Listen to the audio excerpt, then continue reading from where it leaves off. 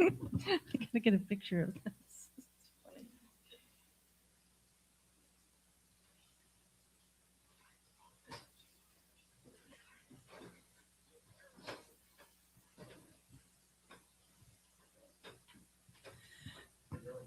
Okay.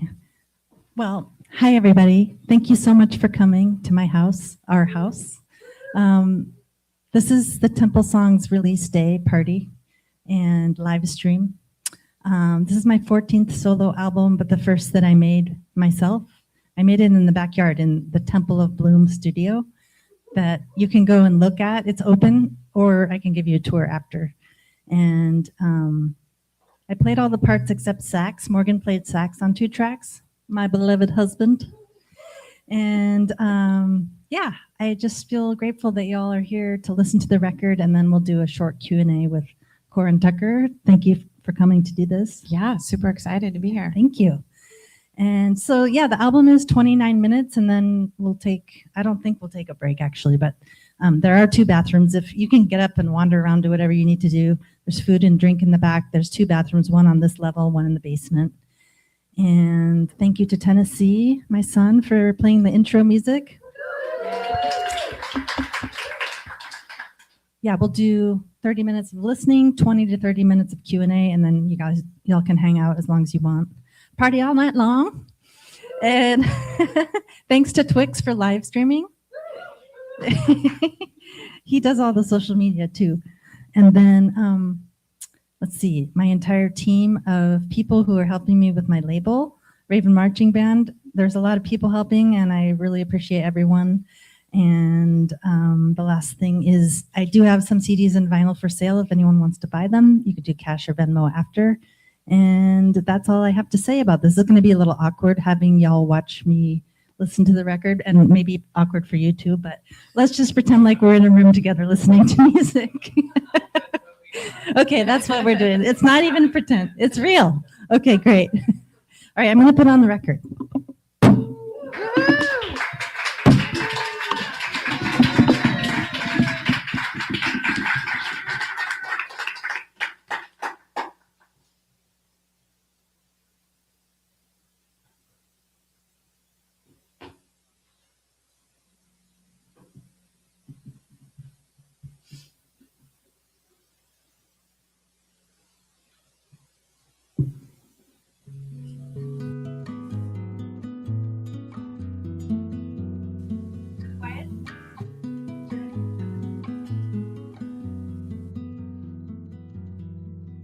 The arc still bends towards justice, right? I'm not so sure in the middle of the night. The arc still bends towards justice, right? So why am I still holding this fucking sign? I've been searching for a remedy. Guess I'll keep searching, but 3 sunbeams I found warm the cold ground.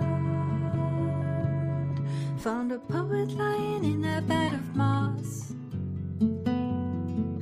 She's someone I used to know once. There and gone like a summit view.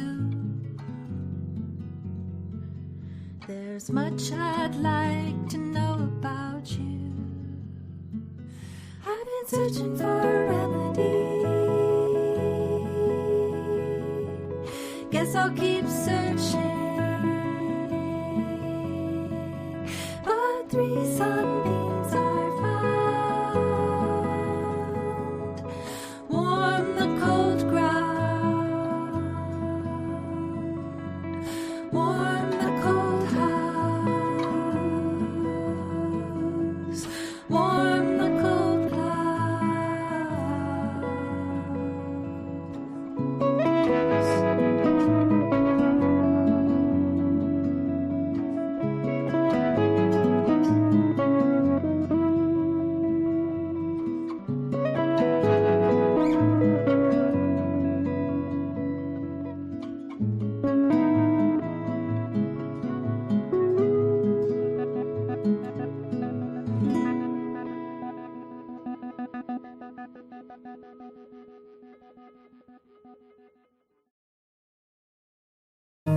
This one's about forget.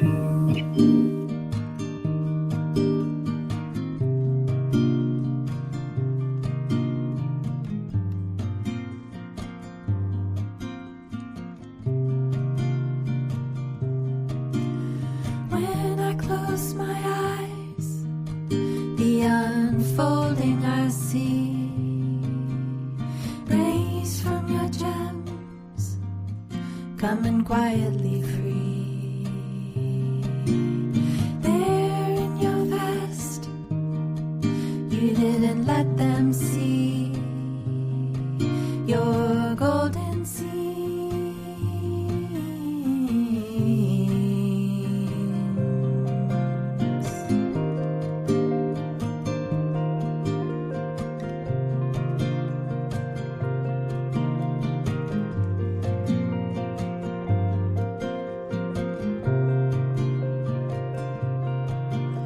Here the winter light is slow and strange. 10 Alaska nights burn in my veins, and 10 bright greens come shimmering out from my golden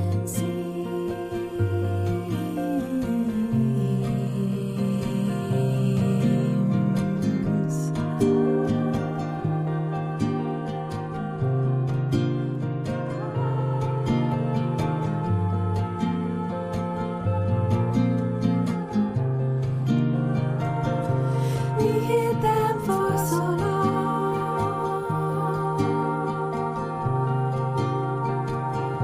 Strangers cross the town,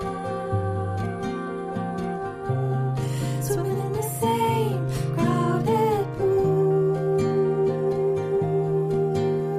Fools hungering for love, now we found it right.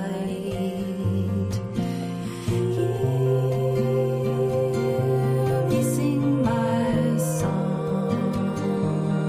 Hear me sing for you. Hear me sing my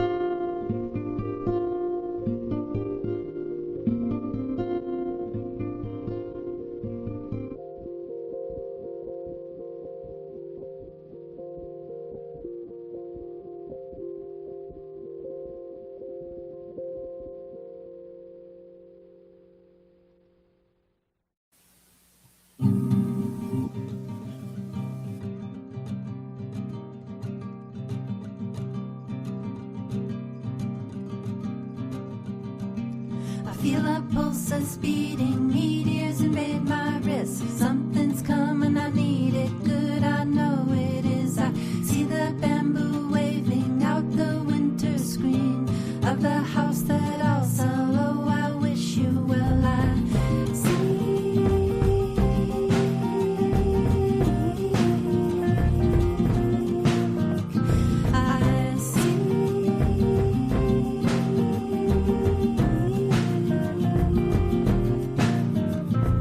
hear the airplane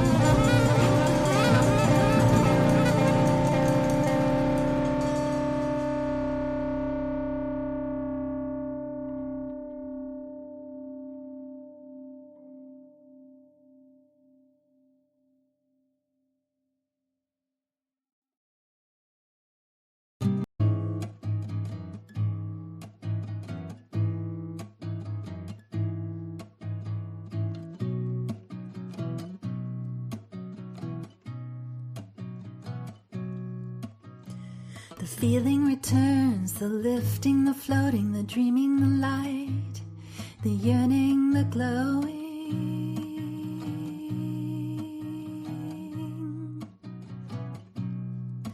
When we fell in love, all my fears returned. What if you dragged me down? What if we burned?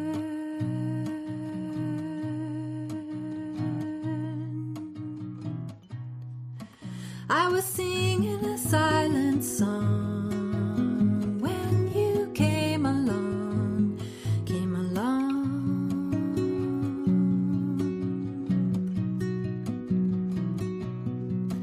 But now look what it has become in my fingers and my thumb. For you it's a love song.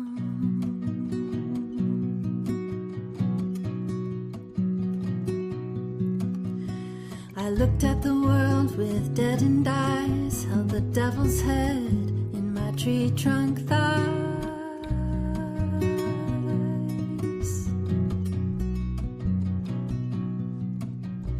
A gentle teacher opens a door. I pass through a portal, through another world.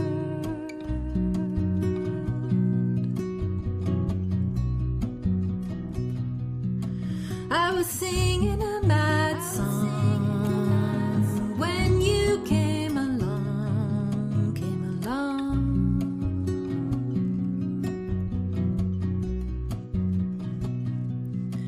But now look what it has become in my fingers and my thumb. For you it's a love song.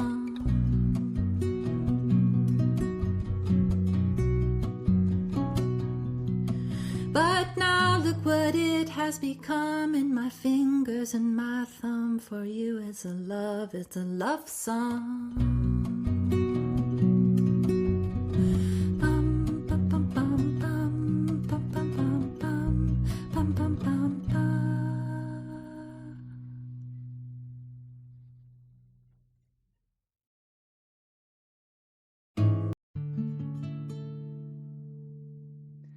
I was flying into darkness through the midnight air, didn't know where, but I was going there. Stars all around me and the planets beamed. Messages from epochs, wasn't listening. I'd once in a lifetime on repeat, hurtling through space with my metal wings. Were the northern lights cradling my head? When will I be grounded when I'm dead? Is there a place I can go where I can be myself? Is there a song I'll sing that I'll never sell? Every restless soul, every one of us, what are we doing?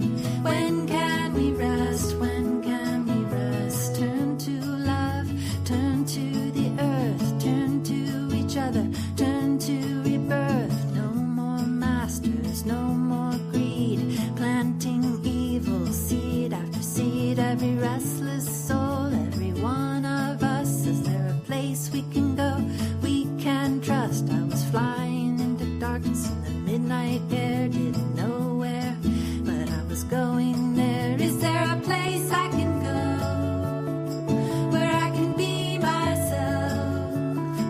Is there a song I'll sing that I won't sell? Every restless soul, every one of us, what are we doing? When can we rest? When can we rest? When can we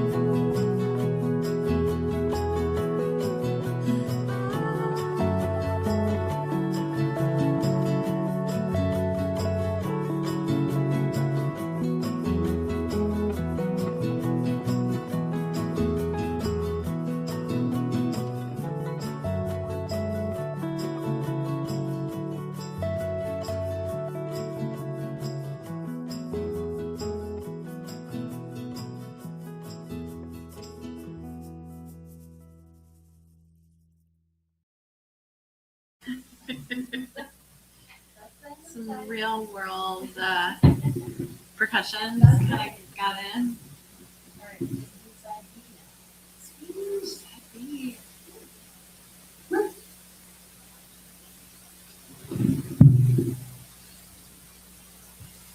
One, two, three.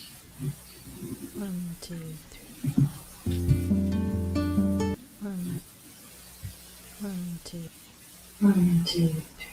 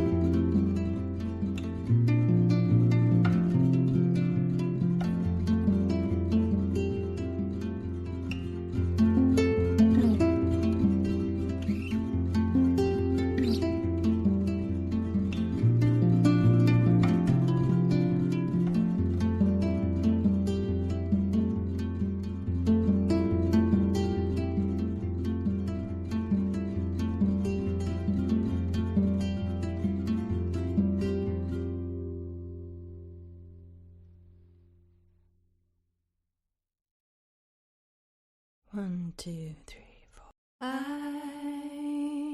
felt myself drowning, falling and weeping, down in the sound waves, flailing and reaching. I looked to be bobbing, no one could see me. Took a deep breath, remembered what she told me. You don't have to suffer. Not with real love. Come out from undercover. It's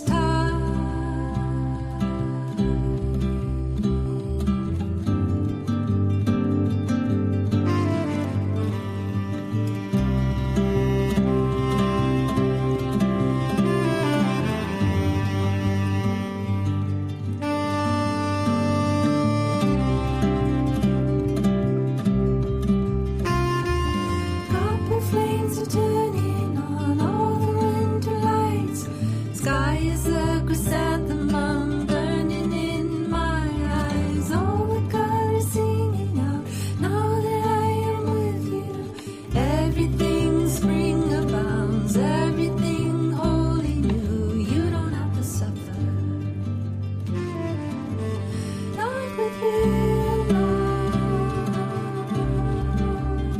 Come out from undercover. It's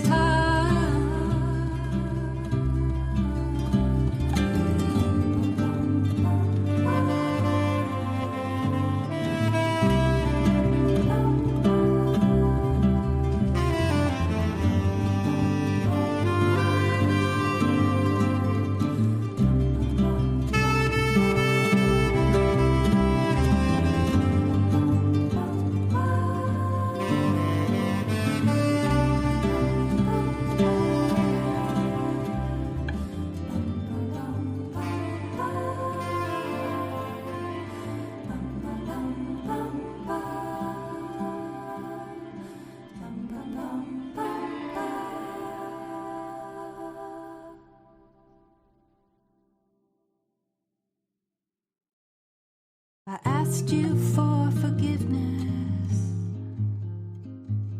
I wrote it in a letter. Wasn't brave enough to send it, but I hope you caught the message out on the wind somewhere. In your new life over there.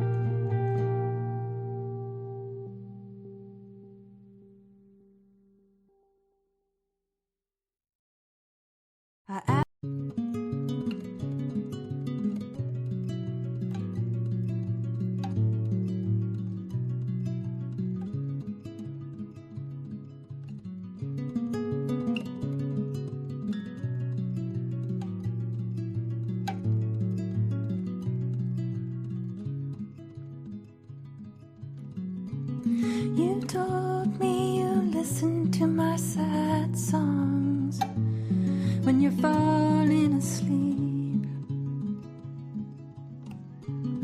You told me you're lonely and you're down.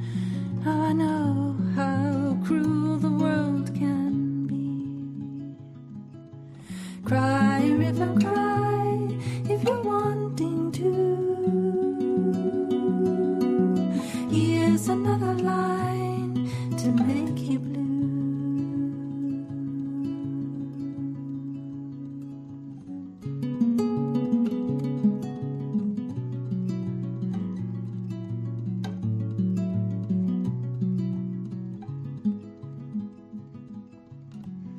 Where does a mother want to go where the sunlight bends and the work of love grows?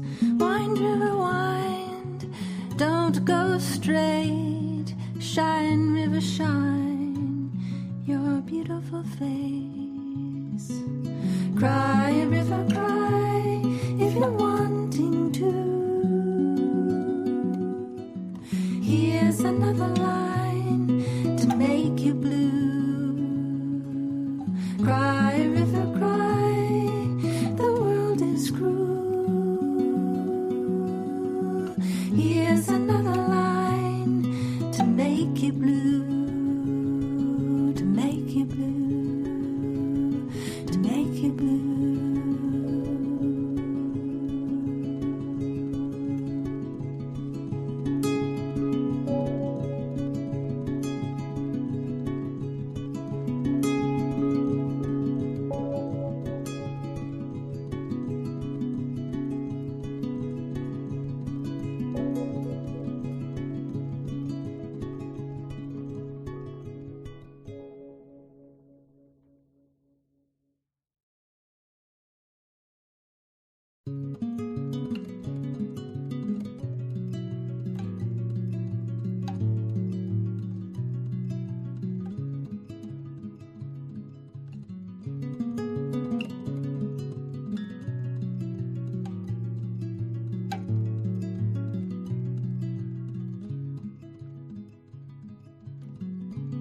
You told me you listened to my sad songs.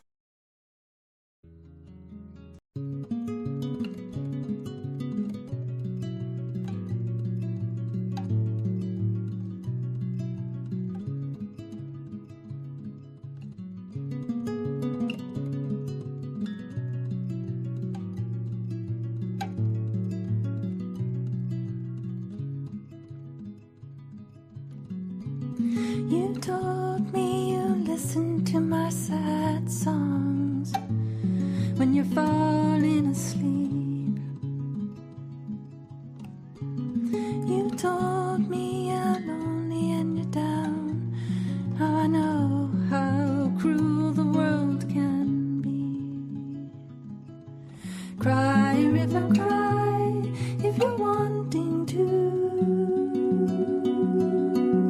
Here's another line to make you blue.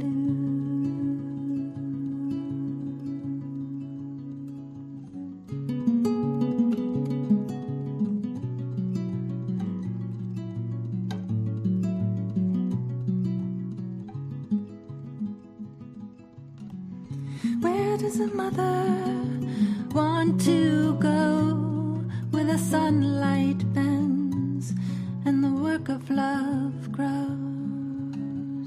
Wind, river, wind, don't go straight. Shine, river, shine your beautiful face. Cry, river, cry if you're wanting to. Here's another line to make you blue. Cry, river,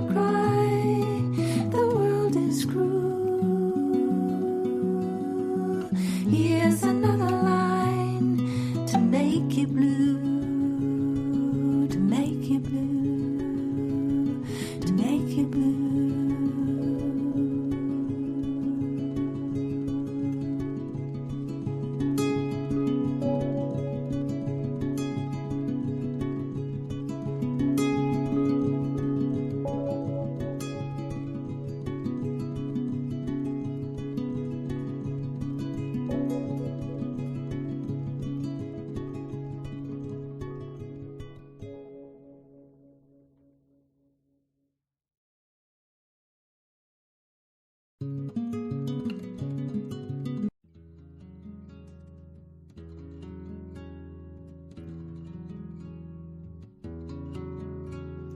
Sunlight and doom, sunlight and doom, two sides of the coin coming for you.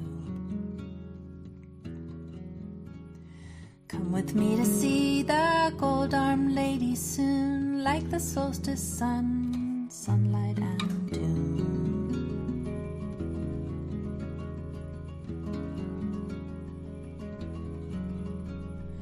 In the cold water, clear sounds through, in the apple branch and in the root. In the frankincense, in the honey wind, in the yellow grove where we learn to live.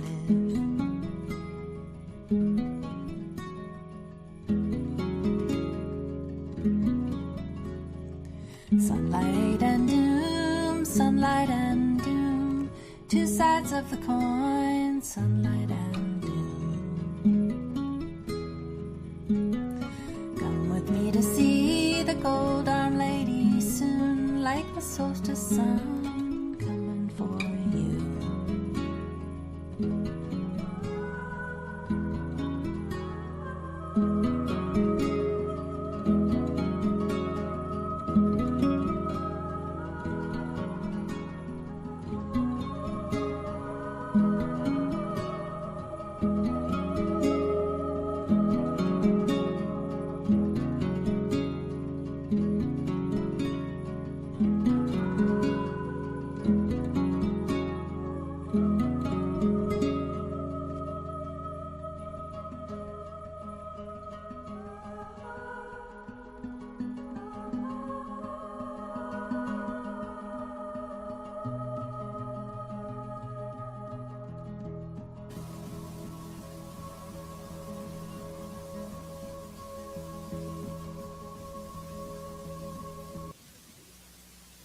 That's it. Thank you.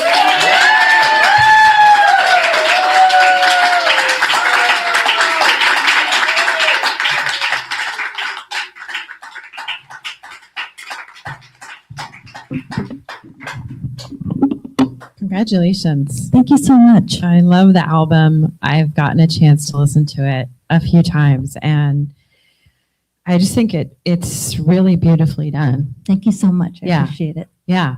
I'm going to ask you about the album, but before we get there, I was curious if we can kind of go back a little bit and talk about kind of your first recording experience and what Mhm. that was like and how you got there. Yeah.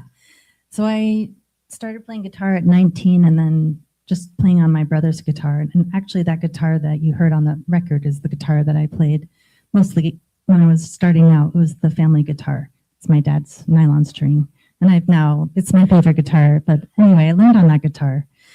And then I went to college and then discovered punk rock. And, discovered DIY and discovered all women's punk bands and Slater Kinney and Bikini Kill, and like totally went into that realm and made a 7-inch split 7-inch with friends. I didn't record that. But then after I graduated from college, I kind of went back a little more towards the folk side and started recording demos on a 4-track, so cassette. And then from there, I learned GarageBand back in the day. And then for about 20 years, I didn't record myself.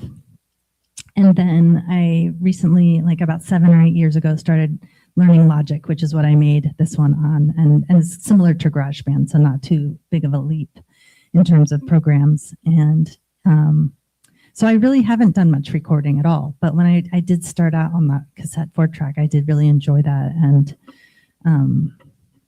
I thought about doing this one on a 4-track, but my friend's 4-track was broken, and I was like, I'm just going to use Logic. But I did want to set some parameters so that I could kind of try to keep in that headspace of limited tracks, because I feel like when people expand into the infinite tracks of the internet or whatever, that it's just so easy to get lost. So we can talk more about the parameters that I set for myself. But I was keeping that 4-track in mind, where those limitations of only having 4, you can bounce, but I like limitations in art. So I definitely use that philosophy when making this record. Yeah, you brought up headspace, and I was curious what you felt like, what your headspace was like when you were making those early recordings.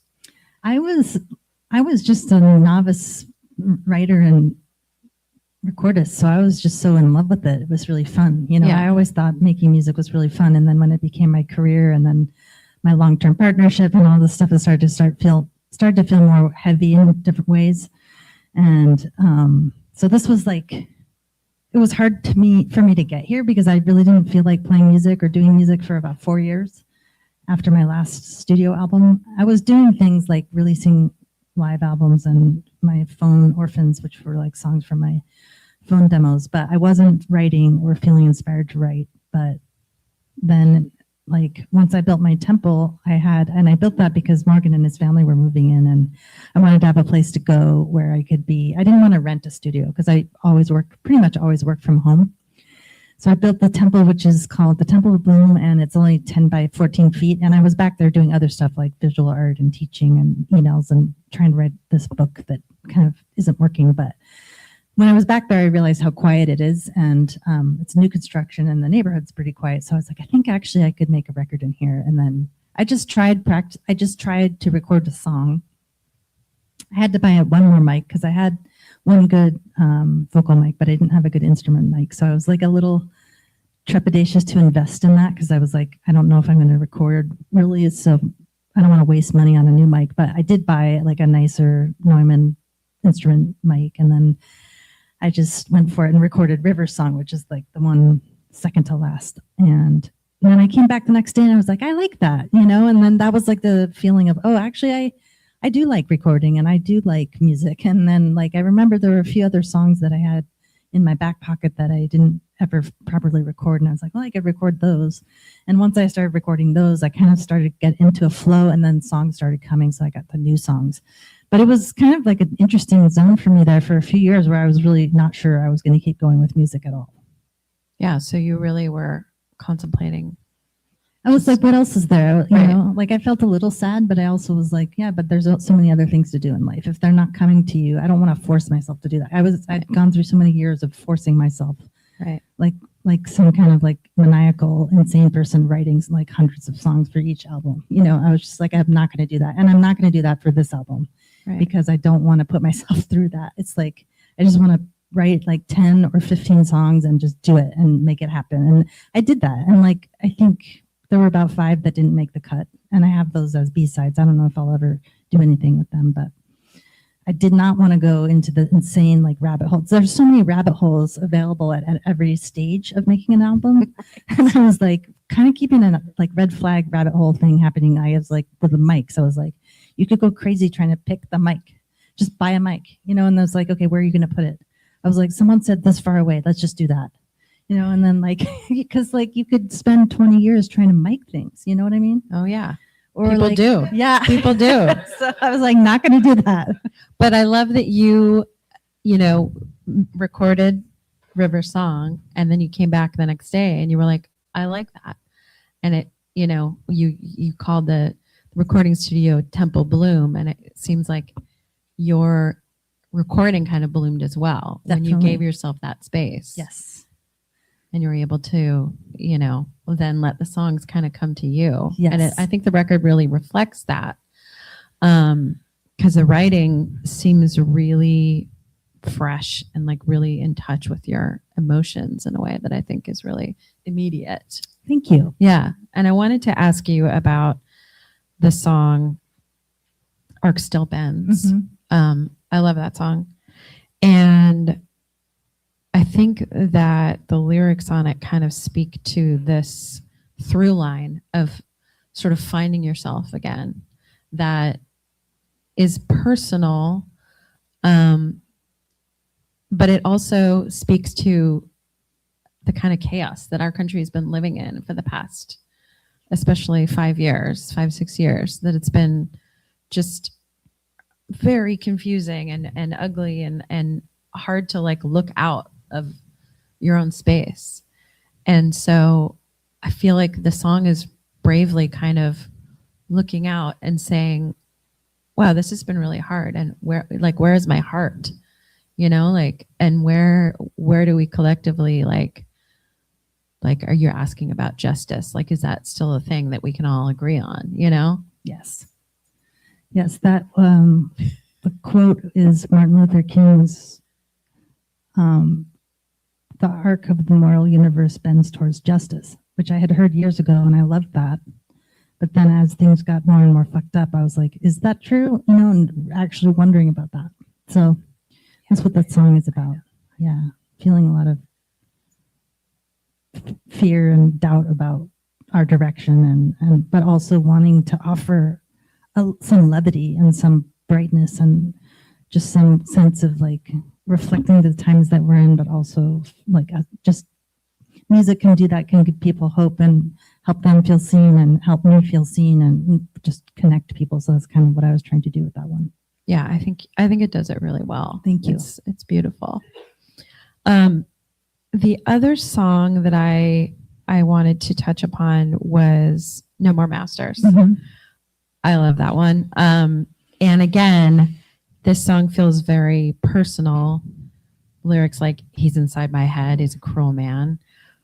But at the same time, I think this idea of kind of like reshaping things and saying no more masters can also relate to what we're seeing in happening in this country. Like if you want to like draw the line to like the political movement that says like, oh, we're now electing like democratic socialists like across the country, like in Michigan, you know, like people are saying like, oh, it's time to like actually like flip the script. Yes. Do you think that, I mean, was that something that you were thinking about with the song too? Definitely. Yeah, Yeah. definitely like the internal like white man on my shoulders, like, you don't know what you're doing with especially with recording. And I'm like, off, 100 times. But like, I watched a documentary of Toni Morrison. He said she had a white man on her shoulder. I was like, damn, okay. She's like the greatest writer ever. You know, it's like, it's easy to have that self-critical, that internalized critical voice that's like, you don't know what you're doing and keeping us down and silent. At the same time, also in our country, we see around the world, the rise of oligarchies and autocrats and trillionaires and the masters, you know. And so, yeah, it's like small inside and big, very big. Yeah. But I love that you kind of address those things at the same time and, you know, kind of give voice to that. I think that's super cool. Thank you. Yeah. I wanted to touch on just a couple things before we turn it over to Q&A for everyone else, about making a record all on your own. That's like so super cool and just awesome, I think. And I wonder, okay, I have some specific questions. Sure. First of all, your timing is excellent. Thank you. And how did that happen? Or was there a click track under everything? No clicks. Hey, Yeah, so woman. Thanks. Yeah, I have been becoming aware that I have good timing. Yes. And so I was like, okay, I don't need a click. I don't want to click. And so I'm going to and Philip Weinrobe, who mixed this album, he's a great musician and mixer and producer in New York. He mixed my last album, but he mixed this one as well. And he teaches courses online at the School of Song. And I watched his course, and he recommends a way of recording that I employed, which is recording 3 passes live guitar and vocals, looking out a window, not looking at the screen, no headphones. Come back later, listen, pick the best track, and build from there. And that's what I did with all the tracks. I also did not edit. I did not learn how to edit because I didn't want to go into that rabbit hole, because I've seen people go seriously deep in the hole over and over again in studios, and then the music comes out sounding like great, but it's also like, where's the soul? Where's the spirit? Where's the rough edge? Where's the dirt? And so I wanted to keep that on, and that was another limitation that I just, like, I guess could be seen as lazy because I didn't learn how to edit, but I really didn't want to learn because I knew that I could go down that. I have a perfectionistic past, and I didn't want to repeat that and like get super perfectionistic about the sound and the smoothing it out because I was like really trying to connect with myself as an artist, as like a person who can play, a person who can perform in the studio, a person who can have good timing and build things from there. And like when I look at art, visual art, and listen to music, I like stuff that's slightly like outsider or off. So I wasn't going to polish all that out. That's great. So you picked the take that spoke to you. Yes. That had the most soul. Yes. Yeah. I think that really comes across on the album as well. Thank you. Yeah. That's super cool. So I wanted to open it up for anyone else that has questions about the album. Has anyone come up with anything they want to ask? Yes, in the back. Okay, so the question is, just for the live stream, how did you pick the photo for the album cover? We should show that. Shelby Bracken took that. She's a local photographer who has taken a lot of my pictures over the years for press and for album covers, the last few album covers. And we just did a shoot with a lot of different outfits and scenes, and that was at Mississippi Studios. And when I saw that one, I was like, album cover. Because it just looked so like me and joyful and like a new era, and it's the first time I'm smiling on an album cover, and I just think it really captures the spirit of where I am right now and where this music is. Great. Yes. Another question.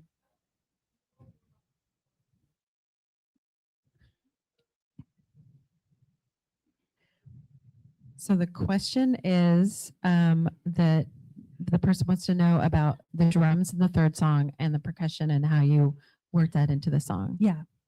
So yeah, I started Pulse, the third song, with everything started with the nylon string.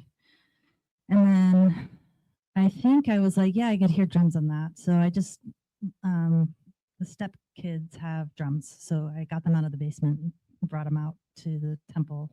Just a kick drum. I think I did the kick and the snare live together, but I don't remember. I did several passes, at least 2 passes of the snare, and I put like a towel over the snare. I mean, these are not nice drums. They're just like random drums. And then I did like kind of crazy cymbal stuff with just one cymbal, just many tracks of one cymbal, just da-da-da-da-da. And then, yeah, it's a little wonky in places, but like sometimes I like where it's like, da-da, like things don't totally line up, and it just feels like weird, kind of funky and weird. And I like that. And I love Morgan's solo on that. Yeah, great sax solo too. And have you played drums on albums before? No. I love that. So you're just like, yeah, I'll just kick that in there. Yeah, and I haven't played bass either. I mean, I'd like to play bass and drums, but I haven't on records before. But I've also seen people do that a lot. So I was like, I'm just going to go direct with the bass because I've seen that happen a lot, and it sounded good. That's And that so was badass. the step kids bass also. Or actually, that's my niece's bass. We don't have a lot of. I'm not an instrument person.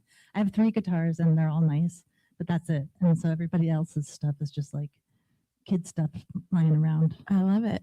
You're just like, yeah, I'll put that on the record. Awesome. Yes. No click on the drums. She didn't need it, man. Rachel, did you have a question?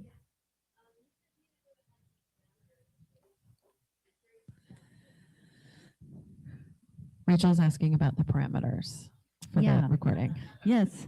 So the parameters were, like Phil said, vocals and guitar live, 3 passes. Don't look at the screen, look out the window, light a candle if you have one, put something fresh in the room like a flower.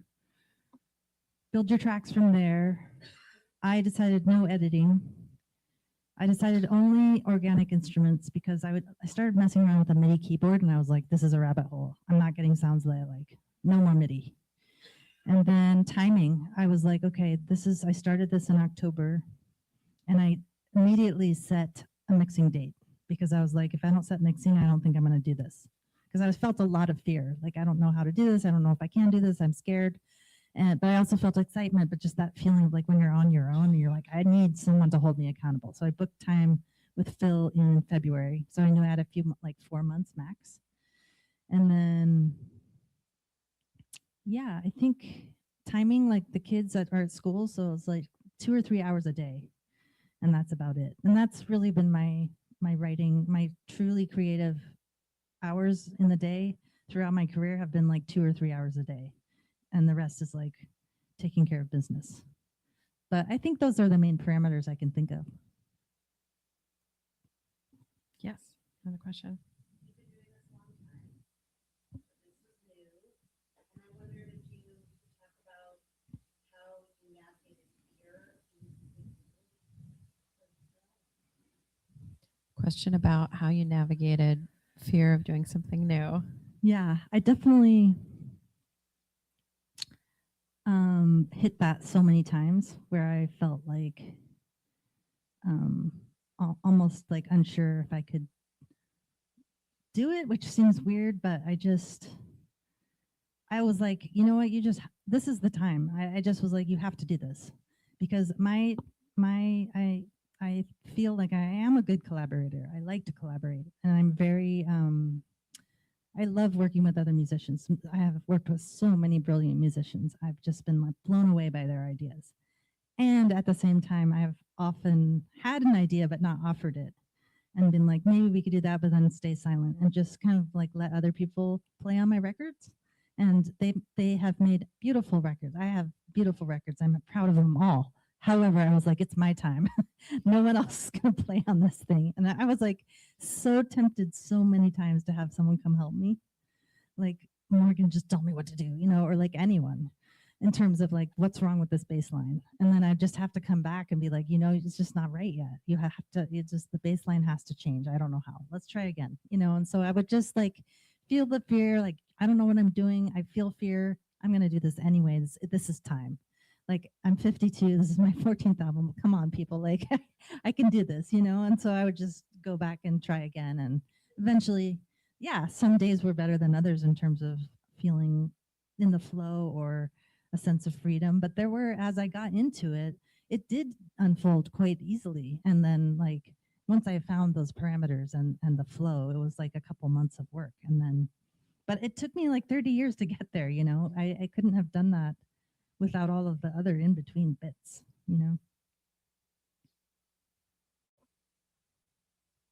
Shohei? I wonder if you can take this question in any direction, but broadly speaking, I have a question about closure.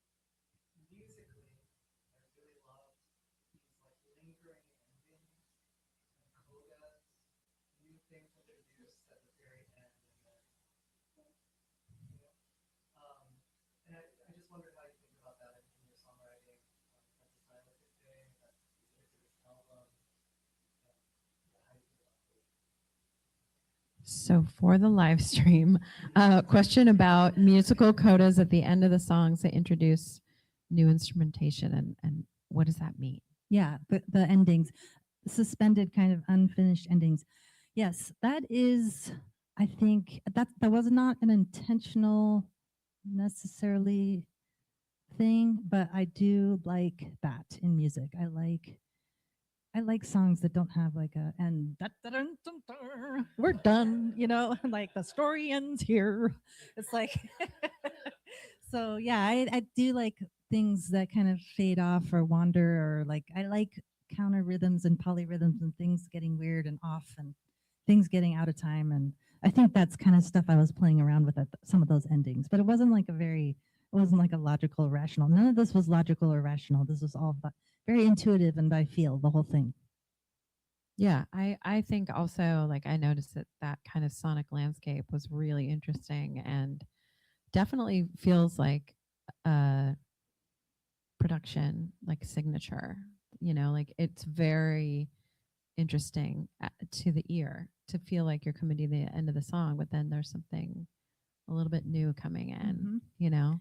Yeah, and I will give some credit to Phil on that too. Like a couple of the washy out weird things that happen are in the mix as well. Yeah, love it. I think our time's about up. I feel like, I don't know, I feel like we should, let's do one more question and we'll be done. Chad? I'm curious, what's your favorite part of the release cycle? There's the recording, there's the promotion, there's the performance, there's other aspects of it. What keeps you interested? Is it all of them, or is it one is better than the other? So, question about your favorite part of the release cycle for an album. Yeah. So recording, yeah, so I think of it as writing, recording, promotion, repeat. And so I think I get really in the joy of writing a lot. I think that's probably the deepest. I mean, it's hard to write. I don't even know how to write a song. Like it's such a mystery. I couldn't tell you how to begin. But and sometimes I'm there and there's nothing, and sometimes there's the whole thing. You know, it's just like very random. I think writing to me is like the deepest mystery, and then like that's what fuels the whole thing. But now that I had such a fun time recording, I'm like, ooh, I wonder if I would ever really want to get into recording. You know, like as a whole other art form, because it is such a profound art form that I'm just scratching the surface of. I'm wondering, like, I wonder if that would become a place where I, like a painter, you know, like I started to feel, because I do visual art too, and I started to feel like a painter in the studio for a second in the recording. I was like, oh yeah, that's such a good feeling, you know, that feeling of like mastery of your stuff and just being able to make cool stuff and not have to like think too hard about it. So I wonder if recording would then move up, you know. And then the promotional side, I like the adventure of it and like the touring and all of that, but that does, I'm trying to find my way into the joy of that after having done it a long time and being away from home and the pressures of it. And I have stage fright, all of that. It's like kind of hard for me to tour, but there are moments where I'm like, you know, really enjoying that part of it. And I'm trying to lean into that side of it and like finding the joy and the pleasure in touring, because I'm going to be doing a lot of it in the fall. But I really appreciate all of you guys for coming. Thank you to the live stream people who were here, and I just really feel really held by you all. So thank you again for coming, and thank you, Corin, so much for those great questions. Absolutely. All right, bye.